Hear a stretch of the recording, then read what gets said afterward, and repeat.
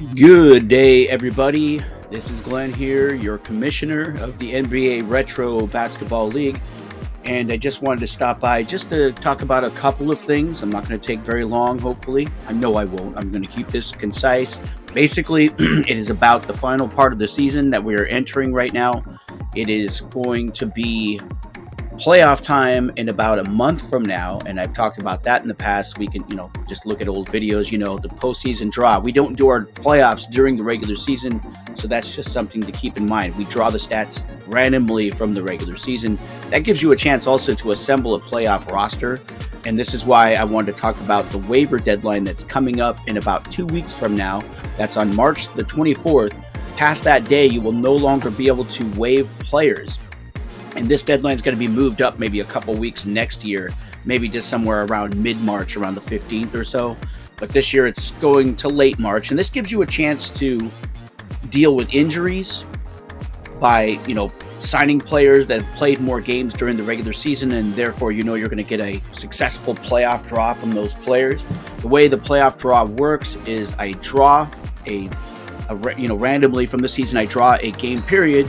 And if that game period results in that player having played, qualified for a game, then he goes into the playoffs, into the playoff box score with that performance from that week. If it takes 2 draws, then his minutes are divided in half. He's only qualified to play half of the minutes if it takes 2 draws. And then if it takes 3 draws, he only qualifies to play for 1/3 of his minutes. And if after 3 draws, we still have not had a successful draw for that player, well, he misses the game. And it's as simple as that. So anyways, the deadline coming up on the 24th of March, this means that after that date, you will no longer be able to waive players and free up cash. So if you have any dead weight on the cap or on the roster right now, and you feel like you might need that money to go after some players down the final stretch of the season to cover any holes you have in the roster, and if the player is actually expendable, there are some guys, of course, that are not playing for you right now, maybe even aren't going to be available for the playoffs, but they're too good to cut. So those guys, obviously, you're just going to have to carry that weight into the playoffs, and it probably will hurt your performance, obviously. Health is a very important thing in all sports, and usually the teams that get to the end of the season healthy are the ones that have the best shot at winning a championship. I think it's pretty obvious. You might have had a great season, but if the guy tears his knee on the final game of the season, it's probably going to hurt your playoff chances if it's real life or fantasy. So it is what it is. I know that a lot of us are having solid seasons, and then all of a sudden that injury bug hits and it just destroys everything. It's part of the game. But again, I'm not going to have an itchy trigger finger when it comes to making players unavailable for the playoffs. If the guy is being sat down by his NBA team just to keep him healthy because they need him for next season, in those situations, I'm going to analyze it very, very closely and see if the player is just simply being held out or if the injury he has sustained is actually a season-ending injury. If it is determined that it is a season-ending injury, of course, he's not going to be able to play in our playoffs, which, again, are post-regular season. Most fantasy leagues do their playoffs in the last 2 to 3 weeks of the season using real-life games from that period. The reason I don't like that is because late in the season, a lot of players are being held out. Their minutes are being limited, and I don't want our playoffs to be determined during that period of the season, the late season, because it's just not fair, I don't think, especially to the really good teams, because their players might be getting held out. So therefore, we do a postseason playoff draw.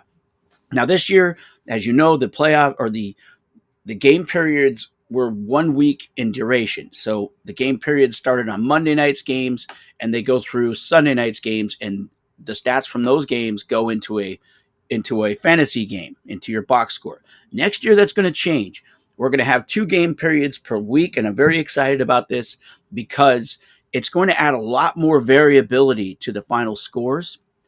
You're going to have a game period that starts on Monday and goes to Thursday, and then the second game period of the week is going to be from Friday, Saturday, and Sunday's games.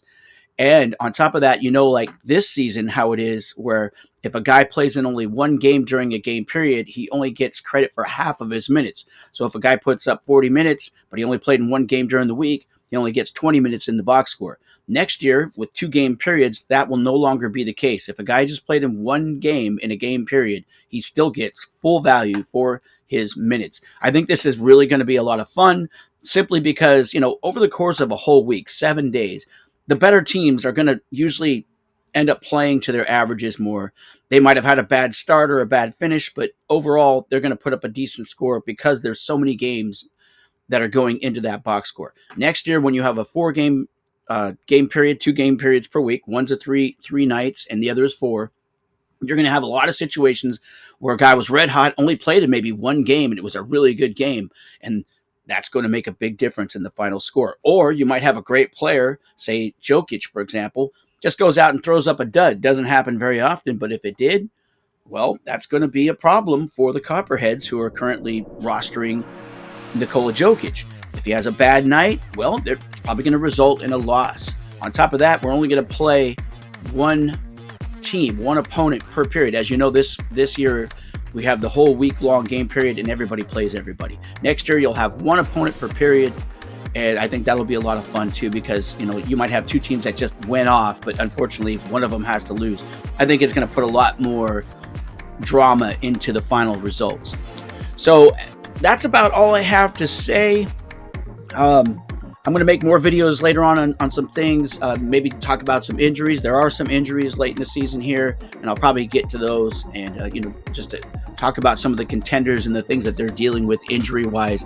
I know the Saints, my team right now, we had some bad news on Josh Giddey today, for example, and I know the Copperheads also had LeBron James go down. He's going to be out for 2 weeks, and of course the Denver Nuggets, AJ Nardi's team, has suffered numerous injuries, and they're now in a scramble with the free agent market, trying to find ways to patch up their roster to take them into the playoffs. We'll talk a lot more about that in the next video. But that's all for now. Talk to you guys later.